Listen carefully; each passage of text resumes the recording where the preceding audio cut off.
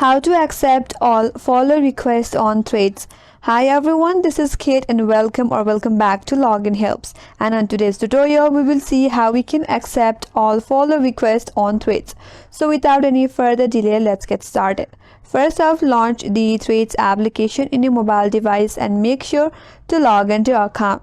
Now, once you're logged in, navigate to the small menu bar at the bottom of this interface. From there, tap on the heart icon.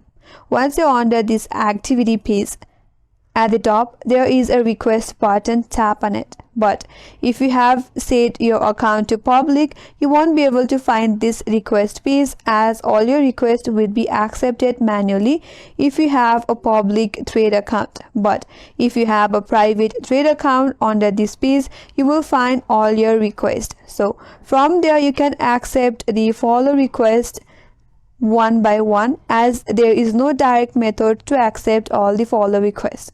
And that's all for today's video. Hope this video helped you. If you're new to our channel, consider subscribing and do not forget to like and comment. Thanks for watching and stay tuned for more tutorials.